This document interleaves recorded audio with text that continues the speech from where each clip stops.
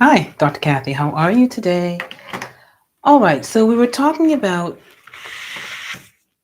intimacy. This time, we're talking about the fear of intimacy scale. So there's a scale, questionnaire that I have in my hand, and it really is for those, or it's for those that really are not aware that they have a fear for intimacy. All right, so what do we all yearn for in a relationship? We all yearn for intimacy, except for those that have a fear of intimacy. So those that fear intimacy, have a fear of intimacy, don't yearn for intimacy. So I want to get that straight to you. If you do not want intimacy, you fear intimacy. You got it? It's one or the other. Yeah, a lot of times I talk about the spectrum. But in this case, intimacy is intimacy. If you're not intimate, you have a fear of intimacy. Okay? After all, you know what I want? Sexual satisfaction. I want sexual intimacy. And to get that, you have to be perceptive with your partner, right? What do you mean by perceptive? Perceiving, seeing, hearing, being aware of your partner sexually in the bedroom during the sexual act, and being responsive to what you're seeing, hearing, being aware of what the person, your partner, is telling you. You've got to be responsive and you got to perceive. And to do all that, you really have to care, right? You have to understand. You have to accept your partner, right? So you have to communicate. You got to know how to be intimate.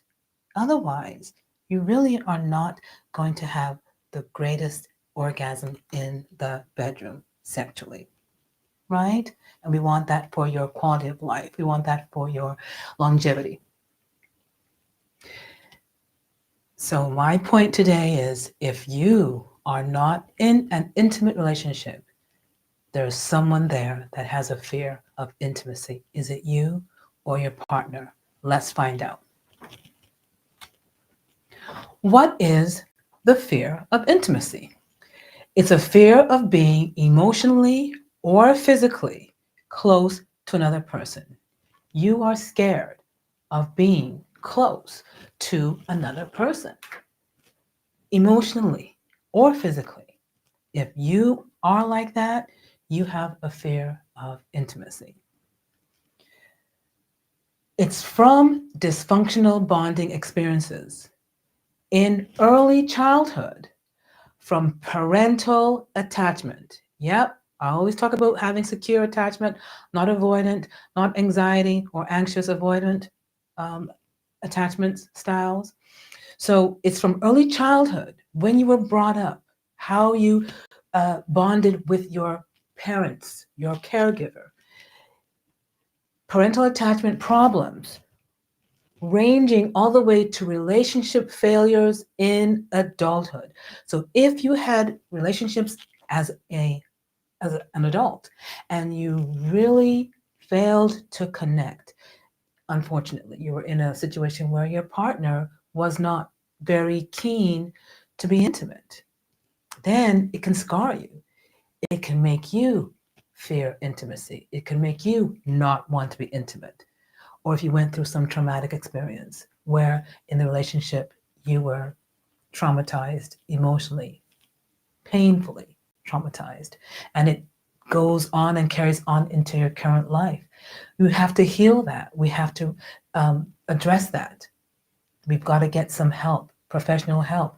If you don't want to carry it on into your current relationship, into your current lifestyle, into your current life, you really need to be aware that if you had parental attachment problems or relationship failures as an adult, meaning you were miserable in the relationship, they said things to you that you didn't understand, and you might have lacked the ability to be intimate and didn't understand that. So I'm going to say it again. If you're not intimate, you are then lacking intimacy.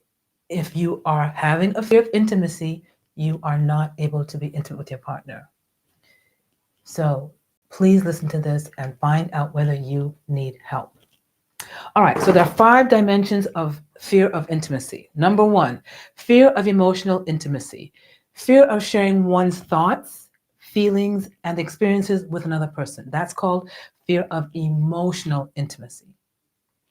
Number 2, fear of physical intimacy, fear of sexual intimacy and physical contact. You're scared of having physical contact, touching, hugging, holding, caressing, right? If you have a fear of physical contact, that is a fear of intimacy. Number 3, fear of commitment. Now, we know a lot of those people, right? Fear of making commitment to another person in a close relationship. So, if you are not committing, you have a fear of intimacy. It's a type of fear of intimacy. It's either you're intimate or you're not. Fear of loss of independence. So, there's a fear of losing one's independence in a close relationship. Some people are paranoid. They do not want to lose that independence, and so they are not intimate. Fear of engulfment. Those people fear being overwhelmed by another person in a close relationship. They don't like all the attention and all the noise and all the work that's involved in a relationship, so they feel overwhelmed. They don't want to deal with it. They run away from it. They hide. That is a fear of engulfment, and that is a type of intimacy fear. So I'm giving you 5: emotional intimacy, physical intimacy, commitment intimacy, independence intimacy, and engulfment intimacy that you should have. But if you are not having it, then you are experiencing the fear of intimacy. And this can become a social phobia or an anxiety disorder. So if you have this to a certain extent, this can be a diagnosable. So please understand there is help out there addressing the parental attachment problems and the relationship failures in the past that you had affecting you now. Remember, I don't care how old you are, this is going to affect you now as an older person. 20s, 30s, 40s, 50s is going to affect you. So you have to know that you cannot get rid of it until you get help and heal from it. We want you to heal from these parental and relationship failures so that you can move on and be a better person in your current relationship or your future relationship. Okay? So the questionnaire, I'm going to zip through it, 35 questions. I really want to address this. Now, not all characteristics is number 1. So you're going to go again in a range, in a Lecter scale, from not all characteristics of me to slight characteristics of me to moderate characteristics of me to very characteristic of me to extremely characteristic of me. That's number 5. So 1 to 5, not at all characteristic of me to extremely characteristic of me. I'm giving you the instructions here. Part A, imagine you are in a close dating relationship. Respond to the following statements as you would if you were in that close relationship. So remember, you're in a close relationship. Just imagine. Rate how characteristic each statement is of you on a scale of 1 to 5 as described earlier, and put your responses on the answer sheet. Note, in each statement, O refers to the person who would be in the close relationship with you. So we have that letter O for the person that you're in a relationship with. Number 1, I would feel uncomfortable telling O about things in the past that I have felt ashamed of. 1, not at all characteristic of me, or 2, 3, 4, 5, to extremely characteristic of me. So would you feel uncomfortable? 1, not characteristic of you, or very characteristic of you. Number 2, I would feel uneasy talking with O about something that has hurt me deeply. Are you scared to talk? From 1 to 5. 1, not characteristic of you, to 5, very characteristic of you. Number 3, I would feel comfortable expressing my true feelings to O. 1, not characteristic, or 5, very characteristic. Number 4, if O were upset, I would sometimes be afraid of showing that I care. If O were upset, I would sometimes be afraid of showing that I care. Number 5, I might be afraid to confide my innermost feelings to O. 1, not characteristic, or 5, very characteristic. That range. Number 6, I would feel at ease telling O that I care about him or her. Number 7, I would have a feeling of complete togetherness with O. Again, 1 or 5.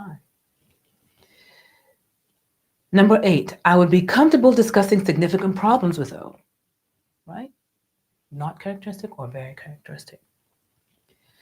Number 9, a part of me would be afraid to make a long-term commitment to O.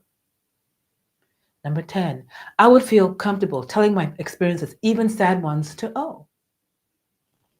Number 11, I would preferably or probably feel nervous showing O strong feelings of affection.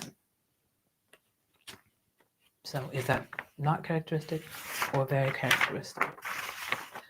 Number 12, I would find it difficult to be open with O about my personal thoughts. Is that not characteristic or very characteristic? 13, I would feel uneasy with O, depending on me for emotional support. Interesting. Emotional support. Would you feel uneasy? Not characteristic or very characteristic? Number 14, I would not be afraid to share with O what I dislike about myself. Not characteristic, 1, 5, extremely characteristic. Number 15, I would be afraid to take the risk of being hurt in order to establish a closer relationship with O. So some people are scared to take that step in being close because you're scared of getting hurt. Is that 1, not characteristic, or 5, very characteristic? 16, I would feel comfortable keeping very personal information to myself. 1 or 5? 17, I would not be nervous about being spontaneous with O. 18, I would feel comfortable telling O things I do not tell other people. 1, not characteristic. 5, very characteristic. Number 19, I would feel comfortable trusting O with my deepest thoughts and feelings. I would sometimes feel uneasy if O told me about very personal matters. Not very characteristic, not 1 or 5, very characteristic. You would feel uncomfortable if they told you personal information. 21, I would be comfortable revealing to O what I feel are my shortcomings and handicaps. Number 22, I would be comfortable with having a close emotional tie between us. Number 23, I would be afraid of sharing my private thoughts with O. Number 24, I would be afraid that I might not always feel close to O. So there's a fear that you might not always feel close to O. 1, not characteristic, or 5, very characteristic. Number 25, I would be comfortable telling O what my needs are. Number 26, I would be afraid that O would be more invested in the relationship than I would be. Number 27, I would feel comfortable about having open and honest communication with O. Number 1, not characteristic, or number 5, very characteristic. Number 28, I would sometimes feel uncomfortable listening to O's personal problems. 1, not characteristic, or 5, very characteristic. 29, I would feel at ease to completely be myself around O. 1, not characteristic, or 5, very characteristic. Number 30, I would feel relaxed being together and talking about our personal goals.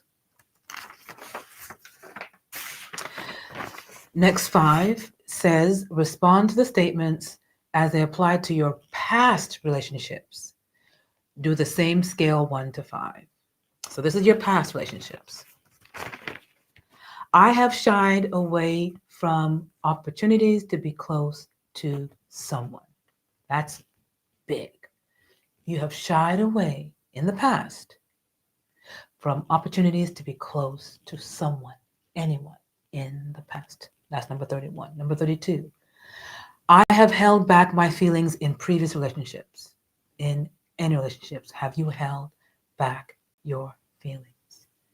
Number 33, there are people who think I am afraid to get close to them. Telltale, right? There are people who think I'm afraid to get close to them from your past relationships.